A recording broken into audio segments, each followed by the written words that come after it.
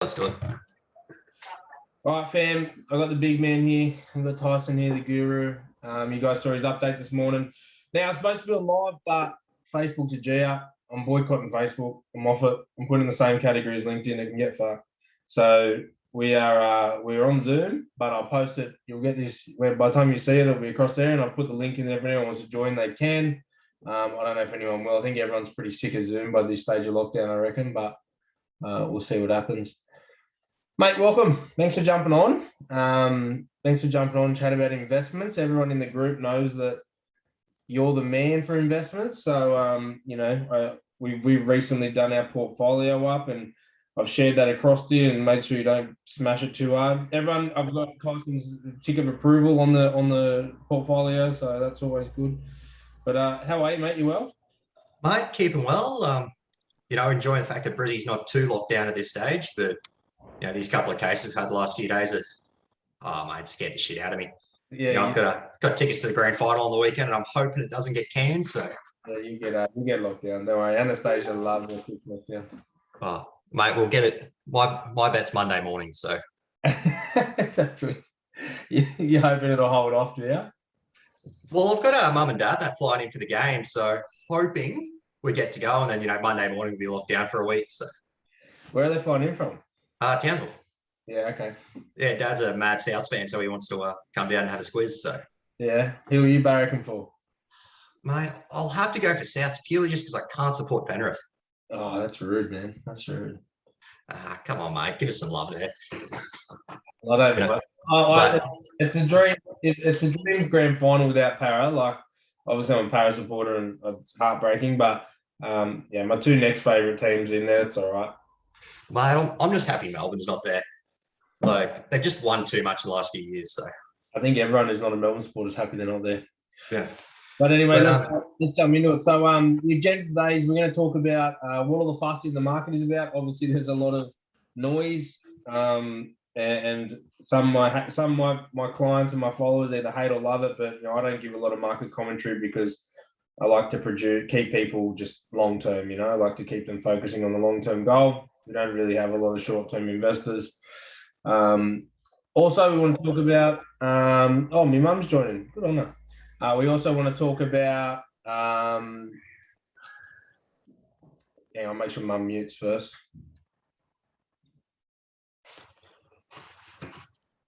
Come, Mumsy. Hey, Mum, how you doing? She's gone. She's out. Mate, doesn't like us. Hates me. Mum hates me. All right, so we want to talk about why do we think anything, the market in general, any sectors are sort of overvalued, and if so, where? Considerations we want you guys to keep in mind, and then what's the best approach from here for investors. Now, I will preface with none of this is financial advice. It's all general in nature, and we're just getting factual education from Tyson. There is going to be a bit of biased opinion in this based on people as investors. We do have bias. We've got to understand that. I don't really give two fucks. I just the way I invest, I guess, is over the years I've fallen trapped to a lot of philosophies. I get sold on a lot of people's philosophies, and what I've started to learn is when I pick managers and I pick, I follow trends, or when I follow investment philosophies, all I look at now is what that person said was going to happen in the past happened. That's it, right?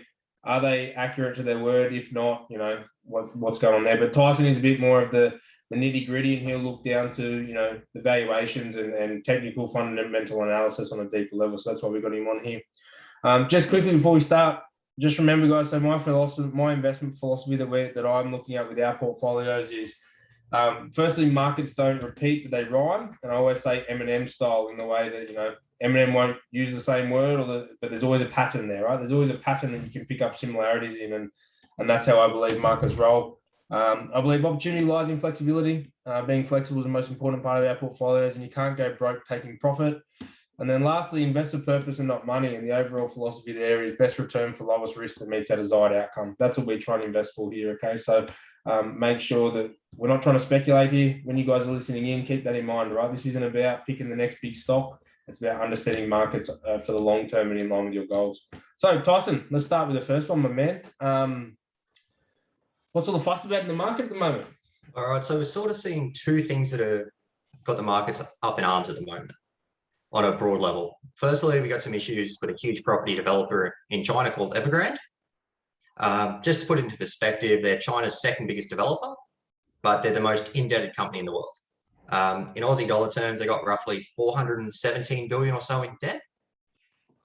And basically what we've seen over the last month is they've struggled to make some of their debt repayments. Are you telling me a property developer that's in debt? No. Mate, you never see it. You never see a property guy leverage 10 times up on their money, to try and, make a quick buck. Oh, great. But so broad level with these guys, they're in a bit of a financial hole. What they've done over the last few months is they've actually started telling their staff, and they've forced their staff to invest in some of their funds and things like that in order to meet redemptions. Forced them? Forced. So there was a rule, basically, if you're a mid-level manager or higher, you had to put 21 grand into the funds that they run. And if you're a senior executive, it was a lot more. Imagine what's the alternative? You don't work anymore. I'd be taking that leave, man. Oh, mate, I'd be cashing out myself. Like, I think the communism might get you, but mate, it's one thing if it's a share purchase plan or something like that, and you're able to realize some equity, but being forced to basically work for free and give your boss the cash you would have made doesn't really sit too well with me. And we're worried about lockdowns over here. Yeah. So on a broad level, what we sort of seen with Evergrande is these guys are highly leveraged, which is pretty common in property spaces. But what's happened is when some of their interest payments are due, they haven't had the cash available to meet it. Now, their investors include your big guys like your BlackRock, your HSBCs of the world, but it also includes some of their suppliers and things like that. Now, what we've seen, which is a little bit unusual, is with some of their suppliers, they've actually said, guys, we don't have cash. How about a couple of half-finished apartments instead? Now, the reason why the market's a little bit concerned about this one on a broad level is when you've got someone who's this indebted, typically people that have lent them money are going to be relying on the interest payments of that to meet some of their own debt obligations. So it can sort of spiral quite quickly. And, there's reasons why there's been some commentary around saying that, this could be a Lehman Brothers moment. Yeah. Now, I don't think this is the case. And the reason for that's a little bit, I've got to give a bit of background on this. So following the 90s Asian financial crisis, there was a rule in China that all local governments and states had to balance their own budget. And they had to be, they had to run reasonable fiscal policy. And what they did is they brought in a rule saying that state governments and local governments could sell land to developers. So companies like Evergrande have gone off and bought huge quantities of Chinese land. And you might have seen some of the footage online of these mega cities where no one lives. Yeah, so they've gone off, built it. Thrown out of the apartments and that. That's it. And there's footage of, entire cities just being blown up because, no one's chosen to live there. So what I think will happen is the Chinese government will basically come in and say, guys, we're going to buy this land, or your land banks back off you. We're going to pay you pennies in the dollars so you don't go insolvent. Most likely what you'll probably see on a local level is Chinese equity holders and Chinese bond holders will be looked after. But if you're a foreign investor, so, like one of us that held Evergrande debt, you're probably not going to see anything back. At this point, I think the risk of contagion is relatively low and it's likely to be controlled, but it is still something to keep an eye on. How's that going to affect someone like BlackRock, who's one of the biggest fund managers on the planet? So with BlackRock, for example, in their emerging market debt fund, they hold around 1% of their assets in these bonds. Okay. So even if that blows up, we're not talking catastrophic losses or anything like that. I think off the top of my head, BlackRock manages around $1 trillion. And if you look at their exposure to Evergrande, it's less than $1 billion or so. So you're talking on a large scale, minute amount of risk there. But I mean, for an individual, if you were to lose $1 billion, you'd jump off a bridge. Probably the other thing we're sort of seeing at the moment, which sort of has shaken markets over the last week. Well, sorry, just go back to Evergrande quickly. Yeah, sure. Big question that we keep getting is how do we believe that's going to affect Australian resi market, right? So if they're getting, if a lot of the Chinese market, we know that the Asian market in general, China in particular, holds a lot of Australian resi. Yep. What do we think is there a scarce? Are they going to get scared? And since they're offloading property in China, do you think their Aussie holdings are going to get? All right. So worst case scenario here, which I don't think is very likely, because basically for generations since China started to open up their economy, they've wanted property to be a sort of key pillar of how people build wealth. However, President Xi's come out, it was about 3 years ago, and said property is for living in, it's not for speculation. And we saw last year in China that roughly 80% of all home sales were actually of people buying their third or fourth property. They weren't first home buyers, they weren't people to live in, they were pure investment and speculation. What we tend to see in China is investors like to invest in either property or small business. They tend to be scared of, fixed income investments and direct equities and things like that. So worst case scenarios, we were to see a bit of fear within that market, is some of these investors who, if you've been to an auction in Sydney over the last few years, they're pretty prevalent. We might see some sell-off there, and that, could have a negative effect. On a local level, probably the big impact here will be on iron ore. And, we've seen it with iron ore prices going from, I think it peaked at about $240 a ton, dropped back down below 100. Now she's sitting around that 110 US mark. And the reason for that one's simple.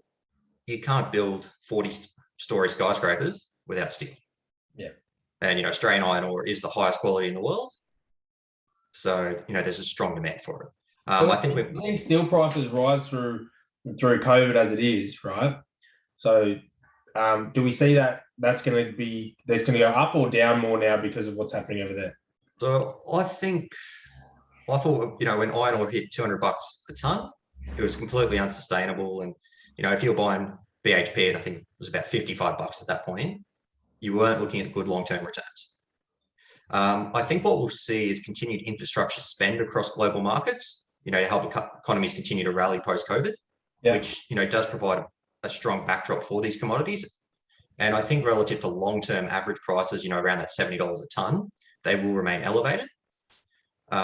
Particularly what's helping up there is, so in the iron ore market, there's really four major players. There's BHP, Rio, Fortescue locally, and then in Brazil, you've got a company called Vale. Yep. Now, what we've seen with Vale over the last 4 or 5 years is they are, I don't want to say they're fucked, but they've definitely had a lot of production issues and things along those lines. Right. So they had a tailings dam collapse a few years back, which took them offline for a long time. And then during COVID, Brazil they haven't had the same experience we have. They've had mountains of cases, people dying left, right, and center. And production is basically, I don't want to say ground to a halt, but it's definitely slowed significantly. So I think what we're going to see there is prices will still remain at a reasonable level. And, when you take a look at a Fortescue or something like that, I think their most recent cost of production per ton is about $17 US. Yeah. If they're selling these things, selling iron ore at above 100, they're still printing mountains of money.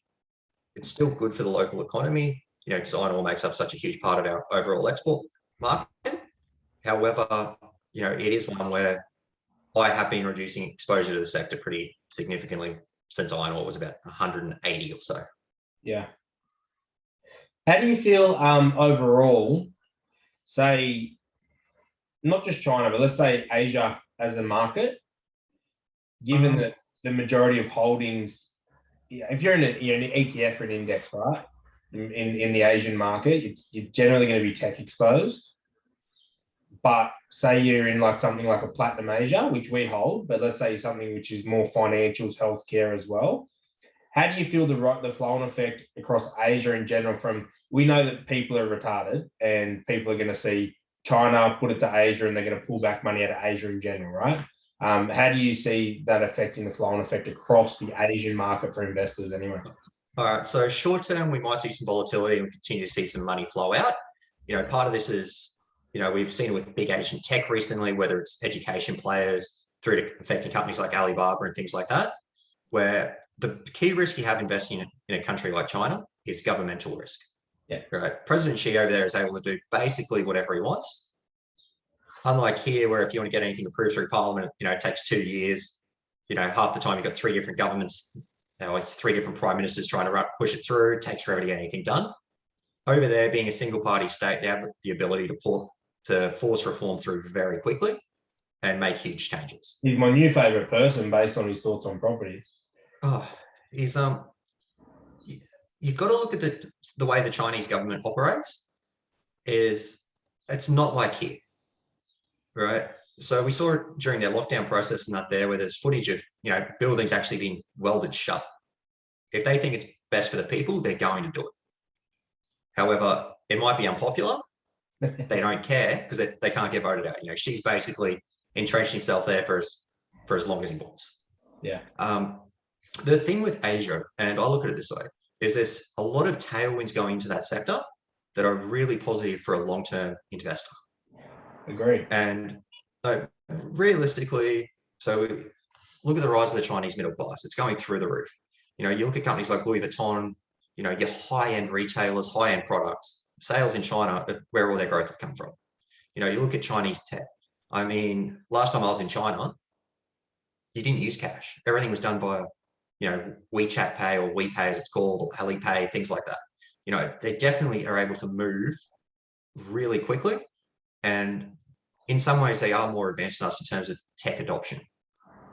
Now, when you take a bigger approach to these markets, so China, India, even your Bangladeshis and that of the world, you've got a couple of key factors that I really like. Firstly, we have young populations. Like India is actually the youngest population on the planet.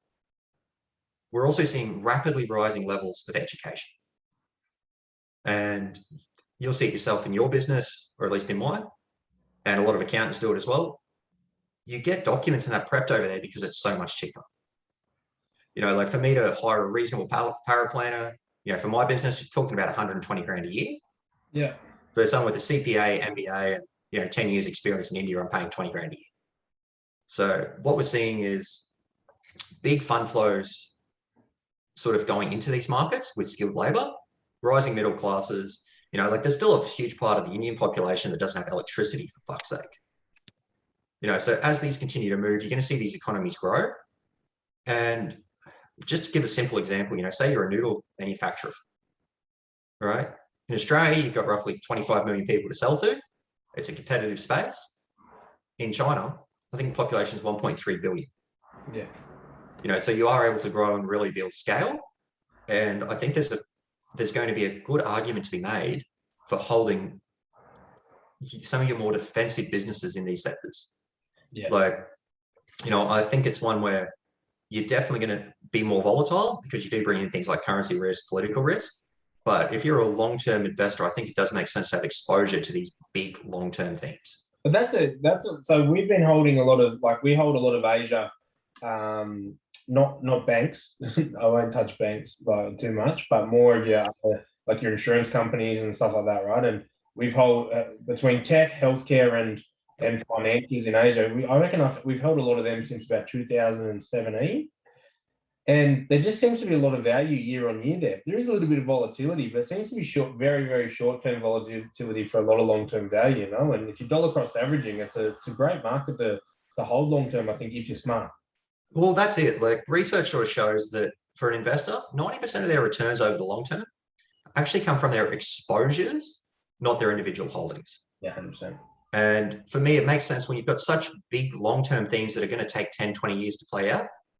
I'm not going to be jumping ship over there based on a month's volatility. Well, it seems like holdings you would have in Western stuff, like, your emergings, right? You can get that kind of growth holding essentially what could probably be considered emerging, but they would be considered blue chip in other areas, when you're in Asia. Like, it's crazy to think about like that. So one of the, bigger companies that a lot of Asian focused funds will hold is Ping An Insurance. Yeah. Now, this is a business that's been around for over 100 years. It's able to achieve strong returns on capital. The insurance market there's a little bit different here. I won't get into the technicalities of that one. But what we're seeing is as wealth rises there's a growing need for larger sums insured. Yeah, we noticed that about 2 years ago. You look at we ran it through an AIA study, I'm pretty sure, and it was they've been around for ages, right? But as their wealth is rising, the take up the take up rate, the year-on-year take up rate for life insurance versus the population was phenomenal. Like, it was a phenomenal per capita ratio compared to someone like Australia, where the market's quite saturated as it is. And it's done really well for us as well, holding some of those financial companies as well. Yeah, exactly. It's one of those ones where there's huge opportunities. Like, one sector I'm still incredibly bullish on is semiconductors. Yeah. And the reason that one's simple, mate, everything ranging from my phone to, you see people with, smart fridges and kettles and stuff nowadays, they all require semiconductors to work. There's going to be increased demand for these things over the long term.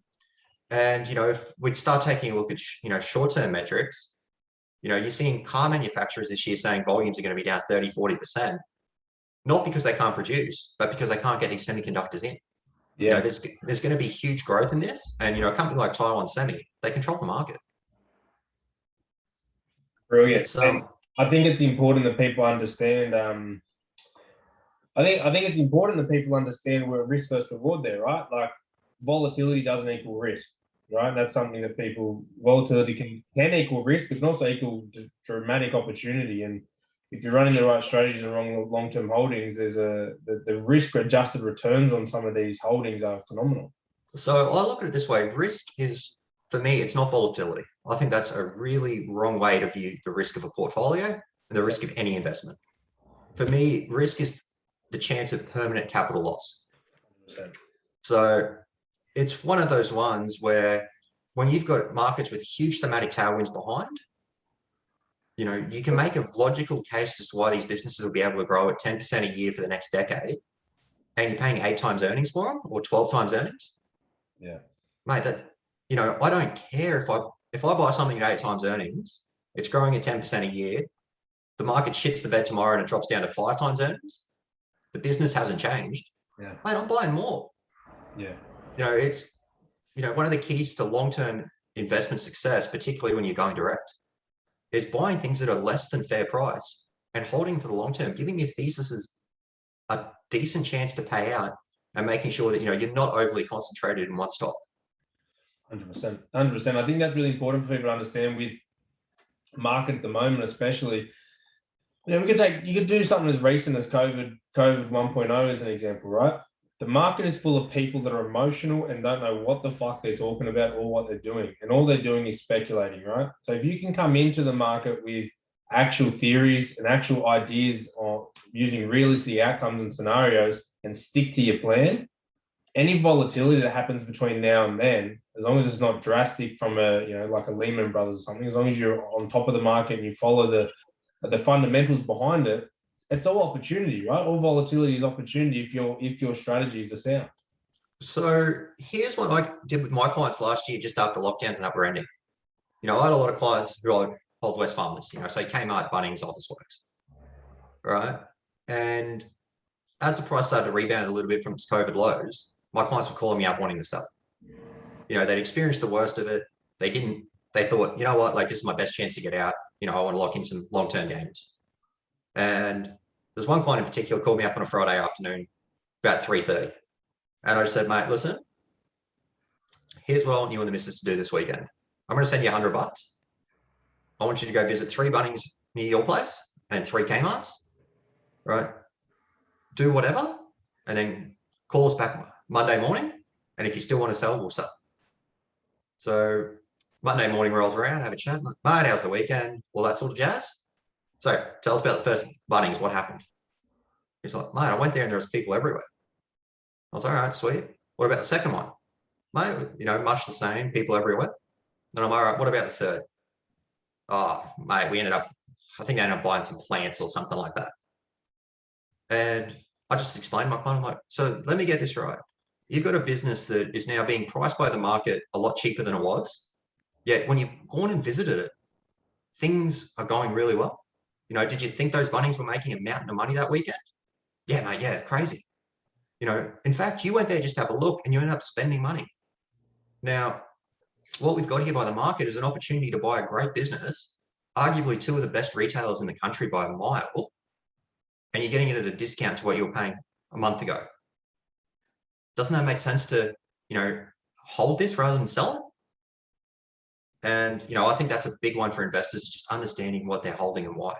100%. The same as like we had a huge cash position pre COVID one, and we it was a conversation I had with a lot of clients coming in trying to buy specky stocks, right? And I said, what the fuck are you doing? I said, you got blue chips on discount at specky prices. Like, so we ended up just like we probably 10 to 15 stocks on most of them, all banks, right? All the banks are on 50% discount. Yeah.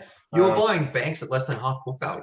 Yeah, 100%. And I think last year, just our financial sector alone, we returned like 120% in that time. We're talking that's in a 3-month time frame. Like, so one of the positions that I loaded clients up mostly last year in was Computershare, which I think is the most defensive business in the country. Yeah. For those who are listening who aren't familiar with it, basically when you own a share, you've got to register it somewhere, right? And for these big companies, so like a BHP, a Rio, whoever, they'll have millions of shareholders, right? All your dividends have to be tracked, capital raises, all that sort of stuff. It needs administration.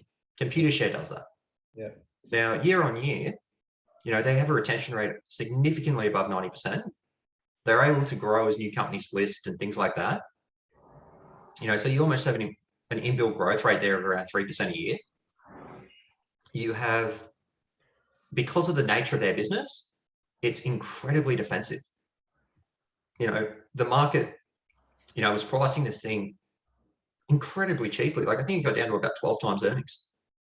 Now it's not something that's suddenly going to grow 50% a year, but it's going to be a steady accumulator over time. It's got a great record. I think if you go back to the early 2000s, of increasing its dividends on a regular basis. And most importantly, for its clients, it's incredibly difficult for it to leave. Because, if you want to move to a link administration or an advanced share registry or something like that, and you're a huge company, the risk that you stuff that up is huge. 100%. It's not worth it. So it means they can increase their prices slightly over time. And the other thing the market wasn't understanding about this business is when they do cash handling, so before they pay out dividend payments and things like that, they hold the cash for clients. Now, when interest rates are high, they're able to earn a decent little margin just on holding cash and, pocket the interest. Now, with rates being so low, the market was thinking, wait, this business is, it's not going to do anything successful in here. You might as well take out the earning stream from that. But there's no reason why they can't charge, BHP or a Rio a fee to hold that cash. Yeah, 100%. And you'll see with custodian banks, things like that, there's still a market for that. And I think it's a fantastic business. And, I think we've got a 70% return or something like that on cost already.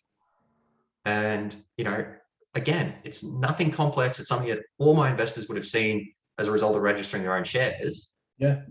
And, when you're able to buy something like that at a great price, take advantage of it. 100%. 100%. So moving on to the next one. So do we think the market in general is overvalued? If so, where? Where are you thinking at the moment? As far as, I think we've got a bit of a two-paced market at the moment. When we're looking at, some of your tech plays and things like that, we've got things that are just crazy expensive by traditional valuations. I mean, I don't know if you're familiar with Chamath at all. Founder of Social Capital, ex-early Facebook investor, pretty well known in financial circles. He's coming out on Twitter saying, don't worry if your businesses fall to 20 times sales, long-term they'll return to 40 times.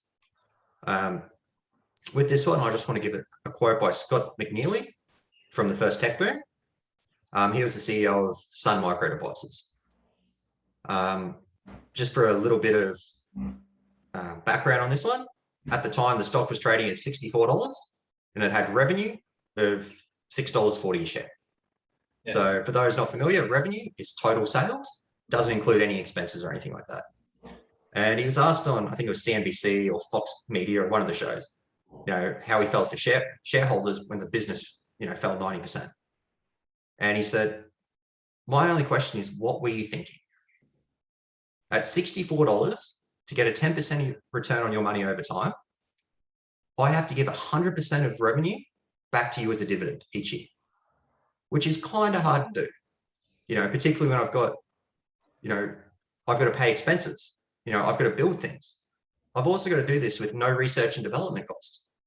Now, on top of that, you also then have to not pay any taxes on this, and I can't pay any taxes on this revenue as a company either, which is kind of illegal. What were you thinking? Yeah, just if it was an Australian company, that's the GST cost right there, right? Well, that's it. Or, let alone before you actually pay any corporate tax or, income tax on that. Now, there are times where it is appropriate to pay a price like that for a business, right? If you pay 10 times revenue for Google 15 years ago, you've done fantastically well from it. However, not all businesses that trade at these prices are worth anywhere near that. Yeah. So I am concerned at some of these really high-flying names that are trading on multiples of sale and almost, user growth rather than actual profit or revenue growth or anything like that. Yeah. On the other hand, however, I think there are some tremendous opportunities in the energy sector at the moment. Like with that little report I did up on Whitehaven last night, I think what we're going to see over the short term is firstly, markets are pricing some of these businesses like they're going to fail.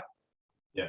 Now, my thoughts are, when we look at coal, for example, by 2050, 2060, it's not going to make up part of our regular energy mix. Most likely, you are going to drive either an electric or a hydrogen car that is going to be powered by a mixture of renewable energy, so wind, solar, and most likely nuclear. Now, that being said, you're still going to need coal for tempering steel, all that sort of stuff. There's still going to be demand for it there. It's just the energy mix is going to drop off a little bit. To the fact where I suspect it'll only be emerging markets that'll use it and, strong industrial use. But, take some of the prices we've seen with oil companies and that. There was one point there where on normalized earnings, you're able to buy a Woodside at about 10 times earnings. Now, even with the thesis that all vehicles will be electric or hydrogen, in coming years, people don't realize that cars for oil only make up about 15% of the industry.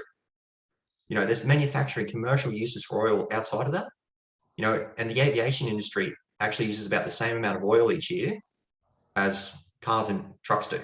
Yeah. So these things, they still have opportunity. And, I think at some of the prices you're paying here, it's quite fair for a long-term holder who, isn't so ethically minded. Are you going to trust an electric or hydrogen plane anytime soon? Fuck no. Mate, I'm a nervous flyer at the best of times, and I kind of like that modern planes have worked for 100 years. I'm certainly not jumping on a Tesla rocket or a SpaceX rocket or a Blue Origin rocket or anything like that anytime soon. I agree with that. I think it's one of those ones where in some of these more value-oriented names, there is honestly value to be had there. And I think for some of these big high flyers that have been real success stories, there's probably going to be some pain for investors coming at some point. Yeah. And part of that is what we're seeing with interest rates and a reduced taper by global central banks. So, like if you look at the US 10-year last night, like it hit 1.54%. I think for a lot of investors, they don't realize the impact that interest rates actually have on an equity valuation. So just on a broad level, the value of a share, in general should be the value of the expected cash you can draw out of that business minus a rate of safety. Now, when you're discounting that future cash, because you've got to remember, if I offer you $1 today, it's worth more than me offering you $1, the promise of $1 in a year's time. So when you take cash that, you think a business is going to make in 10 years' time, and you're discounting it by, 1.5%, you're going to get a pretty big number at the end. However, if I'm discounting that by, say, 5% or 10%, it's worth peanuts. Yeah. It's the same way that, for last year when, we were doing these COVID withdrawals, for a balanced growth investor who's my age, so 28, if you took out 10 grand, by retirement, on average, it'll cost you about 216,000. With this, we almost have to reverse that. So $216,000 today, at an 8% return is only worth 10 grand, in 40 years' time. Yeah. So, I think with some of these, it does make sense to reduce some exposure, but at the same time, there's still some great value to be had in big tech. Yeah. I mean, you wouldn't believe it, but Google right now is actually trading cheaper than Procter and Gamble. Yeah, right. So, and with Google, you've got an absolutely dominant player in online search. You've basically you take all their funky ventures and that sort of stuff, you write them down to zero.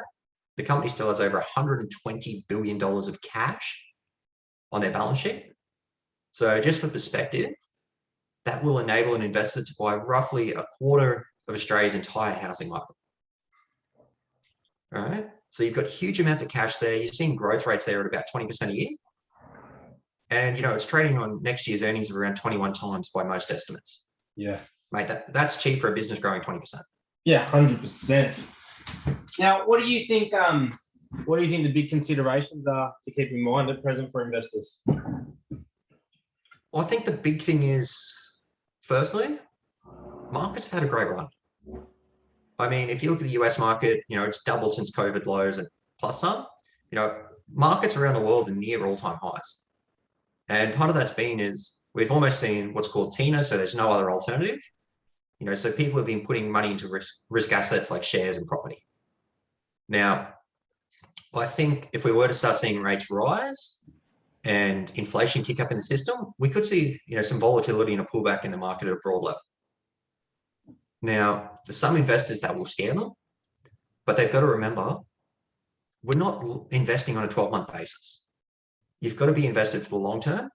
And, if you're someone who's 30 years old, realistically, here, a 20% pullback in the market today is going to have very minimal impact on your long-term returns, particularly when, you're using dollar cost averaging and things like that. I mean, if you look at the dip, the US market had over the GFC, for example, mate, that's almost a bad month now. Yeah. It's one of those ones where you've got to take a longer term approach and allow your cash to compound for you. And, like one of the simplest strategies I like to use for clients is when we build our portfolios, I like to call satellite approach myself. Agreed, so do we. And when we go active, generally we hold somewhere between 15 and 30 stocks. And ideally, we want the majority of these to be producing large amounts of cash and paying them back to us in dividends. Yeah. And what we want to do is then use that cash when markets sell off to buy great businesses at a less than reasonable valuation. 100%. It's not that difficult. I think a lot of investors try and freak out about, timing the market to perfection and, oh mate, what if I, get out now and, the market falls 10%, I'm a genius. Yeah. Well, doesn't even wrong. Well, here's the thing, people forget as well. And, this is a big one, is unless you're retired, you're paying tax on those gains anyway.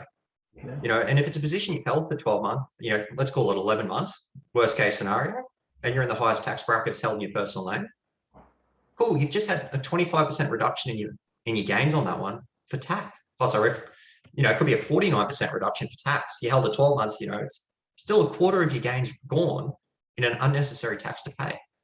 Correct. Bigger than the loss that you just sold out for. Exactly. And I think it's key to understand, because you get this too, bro, and I get all the time. People inbox me, hey, I've got 10 grand I want to invest, right? Fucking seems to be the number, right? 10 grand. Where should I invest 10 grand? Fucking nowhere, up your nose, right? I don't know. Because the problem is, right, and you take that GFC example, if you've been investing from the American GFC, from the dip to now, like I said, it's almost a bad month. But if you take, say, the Australian GFC, for example, and you invested 10 grand at the peak and you didn't invest anything else because you got scared, it would have taken you 10 years to get that money back to where it was, right? Just from sitting and holding. So it's really important that we understand here, team, that strategy is more effective than product. And if you hold good stocks and you continue to consistently invest, i.e. dollar cost averaging, you're always going to be on a gain train rather than trying to speculate and hold. Well, that's it. And, the big thing to remember is, and it's one a lot of investors don't think when they consider an index, right? These index levels aren't calculated with dividends reinvested or dividends coming back to you.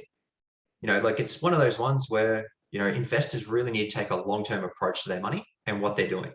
And like I said earlier, 90% of your returns are going to come from the actual strategic assets you hold, not from, whether you've gone into an index fund or you've got money with Platinum or whoever.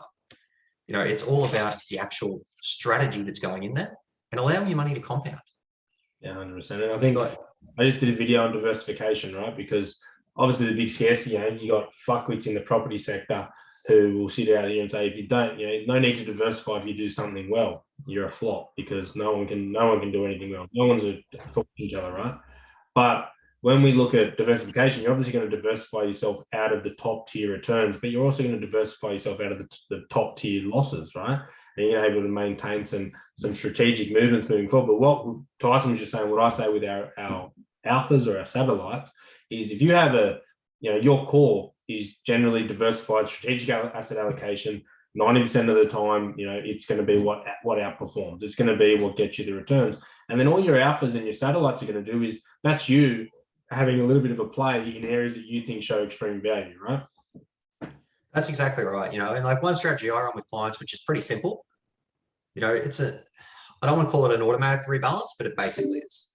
So, say you're a 70-30 investor. So 70% growth, 30% defensive. The stock market rises significantly and now you're 80% growth, 20% defensive. You know what we're going to do? We're going to trim off the growth, add into the defensive, rebalance the portfolio out. Vice versa happens, if the market was to crash and you've gone from 70% growth down to 50%. We're going to take some of the money out of your defensive assets and put it back in and rebalance that portfolio over time. Because it's all about taking advantage of cheap prices when they appear and, diversifying your stream of revenue and income coming into yourself.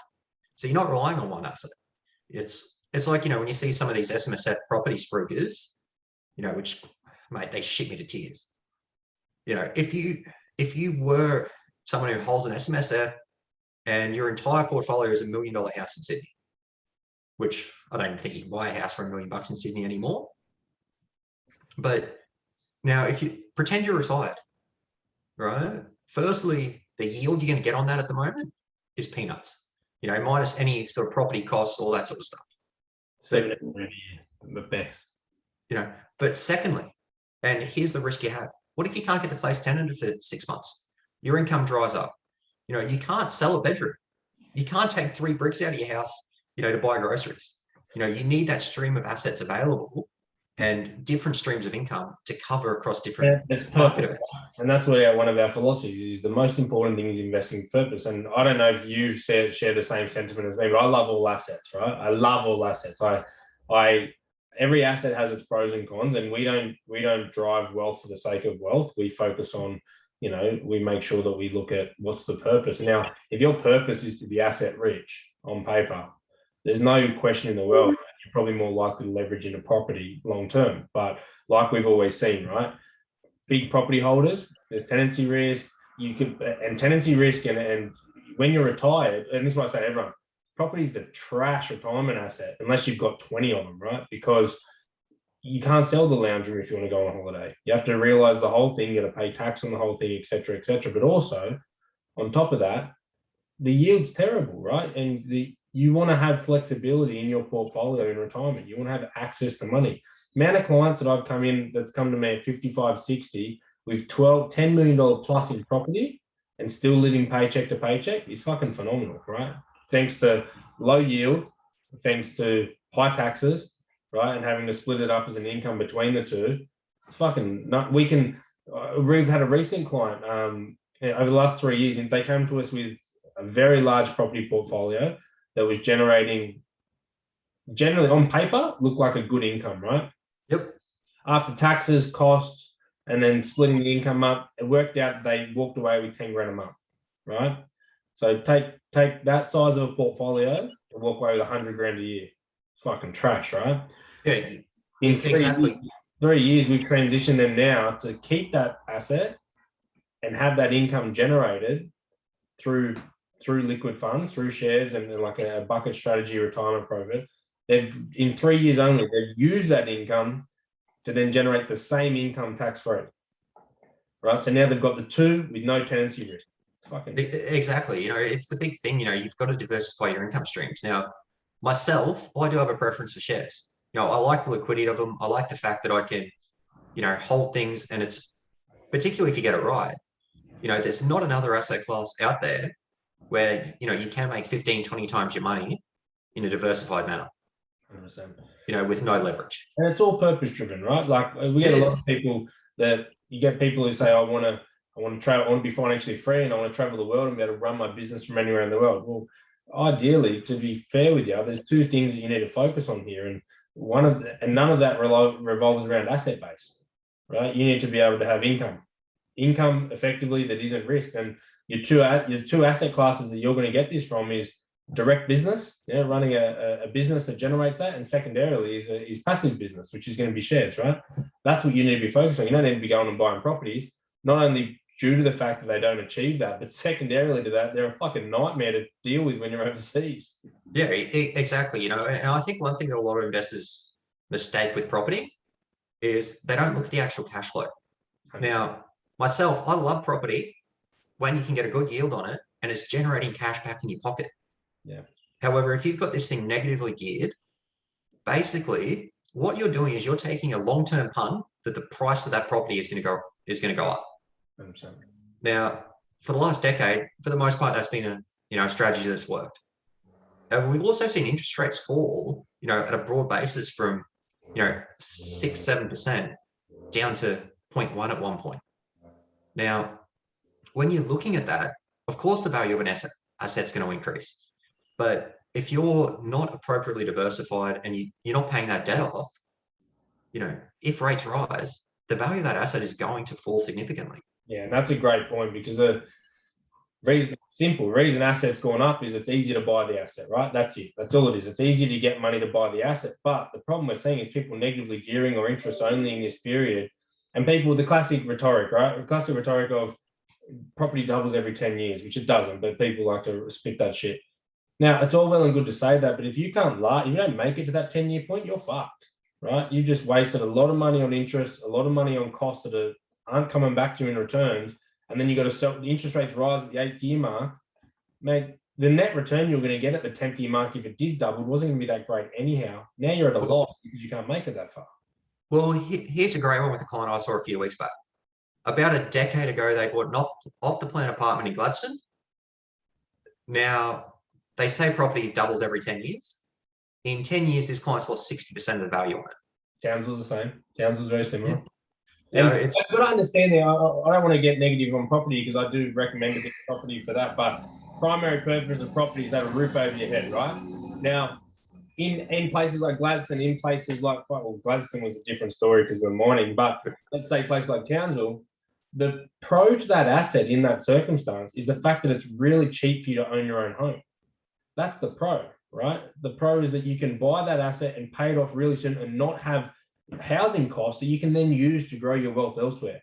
It's not always about doubling your money and investing. And people are going to understand that. Again, going back to the purpose of your purchase. Exactly. Investment or not, the purpose of your purchase is, whether it's shares, business, property, is really, really important to ensure that you lower your risk and you increase your chance of success in any aspect.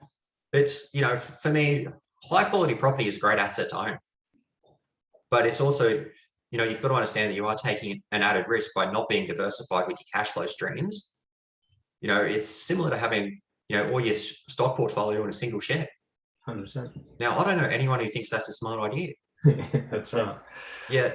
Or, more realistically, it might be you have your house, you have an investment property, that's it. Really, you've got two shares. Yeah. Right. One of which is not producing you anything, so you're relying on growth only. It's, for me, that's a lot riskier than diversifying things out. 100%.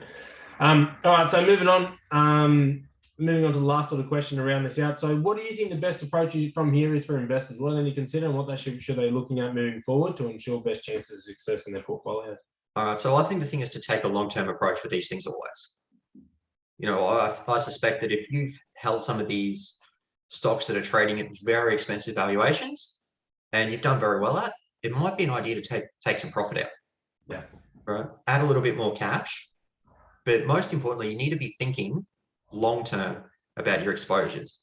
And I think one thing that a lot of investors forget is when you take a 20, 30-year approach, a pullback of 10, 15% over the next 12 months doesn't mean much. Yeah. It's all about the long-term purpose of those assets. Agreed. I think it's important that people understand that long-term space, like what we're recommending at the moment, like what is not recommendation, what we're making happen is I will be transparent in saying that we are holding a little bit of a defensive approach, given the run we've had, given interest rates rising, and the fact that any new cash we're going in is being invested at a lower rate than what the existing cash was. We're holding a little bit more defensive. We've transitioned across to dynamic asset allocation instead of strategic just for now. But secondarily to that, we're ensuring that our clients increase their buffers from 3 to 6 months, right? So their cash buffers in their own name. That way, we can keep investing the way things are. And if opportunity arises, we've got spare cash there to be able to take advantage of that. Exactly right. I think it's one where, like, take, say, a flight center or a Webjet, right? Now, if you look purely at the stock price, these things are still down significantly from where they were pre-COVID. Yeah. But if you look at the actual market capitalization or the value of these businesses, they're worth significantly more. Yeah. Right, because they issued a lot of cheap shares right at the peak of COVID, when everyone was scared. Well, even some of your banks who have rounded back up to probably 70% of their actual valuation. We know NAB and Westpac started offering, they did their share buybacks and they did the, what is it called? What was the offer that NAB just released last month? Oh, I'm not familiar. I don't hold NAB myself. But okay. I was just going to say, I'll look at the banks this one, and what they've done for a long time is they've done the opposite of good capital management as a business. Yeah. All right. Like, what they should be doing if they want to maximize shareholder value is, like, and it's an issue with banks just because of the way they operate. They are a leverage bet on the economy to a very large degree, right? So if you're looking at the bank as purely as a shareholder, middle of March last year, when they were issuing capital, I think ANZ was offering new shares at $14 or something like that. They should have been buying stock back. Yeah. Because it's, so cheap, but unfortunately, due to their legal requirements, they can't do that. And yet now, these things are, I don't want to say they're priced to perfection, but they're, definitely relying on, the economy being strong moving forward and, the worst of this being behind us. And now they're going off and buying shares back. Yeah. And they're paying twice what they could have done for that business. We definitely unloaded a few, because we got in outside of, we got into, I think we got in at CBA. We got in CBA low. We got in CBA very low, but we were getting, we had purchase orders under $13 for all the banks, right? I think we're getting some at low 10s. Yeah. And then we get some buybacks. You got notifications of buybacks recently, and we're definitely unloading some of those from that because it's crazy. It's crazy, and realistically, I think they're seeing it as they're pretty bullish on their total valuation, which realistically we're still only at 75% of their original valuation, but that's what they're bullish on. But you think, why weren't you doing this? Why weren't you looking at this early? Yeah, exactly. Like when it comes to the banks, probably the one I'm most bullish on is Macquarie. Yeah. Like I've held this thing from about $40 in my own personal account. During COVID last year, when it got down to 70, we were increasing exposure like crazy. Yeah. But, the thing you got to remember with Macquarie is it's not just a bank. It's a great infrastructure and asset management play. Correct. And a big part of their earnings are in very reliable, recurring streams. Plus you get exposure, to the investment markets, trading income, actual banking and all that sort of stuff on top. I think with the banks is they're, simplifying their business models. Like, they've got out of wealth, they've got out of insurance. I don't think it'd be wrong to say they fucked that up pretty bad. They will become more simpler businesses over time. And with the introduction of a lot of blockchain, right? So their utilization of blockchain is getting a lot more sophisticated. Yeah. However, with these being simpler businesses, you don't see the growth opportunities you once had. Yeah. I think they're going to continue to be a reliable part of the yield perspective for a lot of clients, particularly because Australia's banking market is very different to a lot of global banking markets. But, if say I'm 25 years old and I'm looking at things that are really going to grow my portfolio for the long term, I probably don't want to have 30% of my or 40% of my portfolio exposed to these. 100%. Yeah. Which is one reason why, on the diversification piece, I'm a big fan of equal weighted ETFs. Yeah. We just included maybe VanEck. No, The MVW. it might have been VanEck and there was I can't remember. I should know this. There's another equal weight we just chucked in. Actually, we chucked in an equal weight into our sustainable portfolio as well.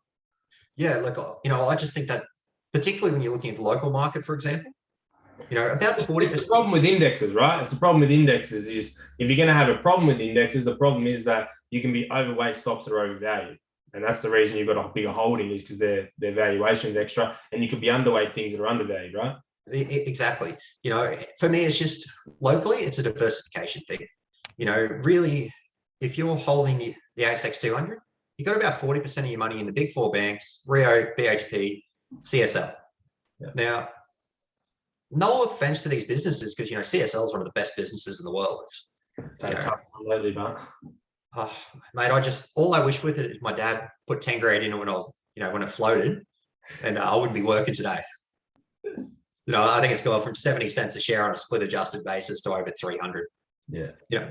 However, you are putting a large chunk of your portfolio in those four companies. And for a lot of the businesses, on the smaller end of that market, you've got a lot less exposure. And there's a lot of innovation at the top end as well for those. There can be, but like I think, I think as an investor, your job is to prudently allocate capital. Yeah. And I think, going with that sort of more equal weight rules-based approach is going to help. There are some downsides with it as well, but, I think it's a good approach for a lot of investors, just to really focus on that long term. And, if you are using a core satellite approach and you are, treating your satellites almost like, a few thematic punts, let's say, make sure they're sectors you can understand. 100%. And, there's good rationale behind it. Yeah, correct. So like healthcare is something that, I personally I don't like some of the valuations in the space right now, but long term, I think it's a great place to have some money invested. Yeah. Technology is going to continue to innovate and change the world. It's all about having, exposure to areas that make sense to you and you can understand. 100%. All right, bro. I think we might wrap it up there. Is there anything else you want to add? Mate, that's just about everything. Like, thanks for having us on. No worries. I'll when this goes in the group, we'll get some people that'll have some questions on there, but I think we covered off a fucking lot. So yeah. If anyone has any questions, just fire them in and I'll reply up there. And and let's have some fun with this. Yeah. So we got everyone watching, obviously with your super and stuff, we manage your portfolios, and we do a lot of people do a lot of their own self-managed investment portfolios, not super funds, their own self-managed portfolios with guidance. If you want something a little bit more strategic, guys, something a little bit more in-depth than what we provide, or whatever, Tyson's always been here. He's always there. If you want to go and do some more direct stuff, we can recommend, we can work with Tyson as well and make sure that you'll still be our client, but you can go and work with him on that and pay his fees on that front, which he loves doing as well. So it's always been an offer there, but this is something that might get a few of you more interested in touching base with him and utilizing him for your more direct portfolios or stuff that you want a bit more work on, because we don't charge asset fees, we don't charge anything like that. So if somebody wants to utilize you for that, we're more than happy to incorporate that into our service as well. Awesome, mate. And if anyone does reach out, let's have a chat. Yeah, for sure. All right, brother, I'll let you go. I'll put this up and then we'll chat a bit later, yeah? Awesome, mate. Have fun. You too, mate. Bye.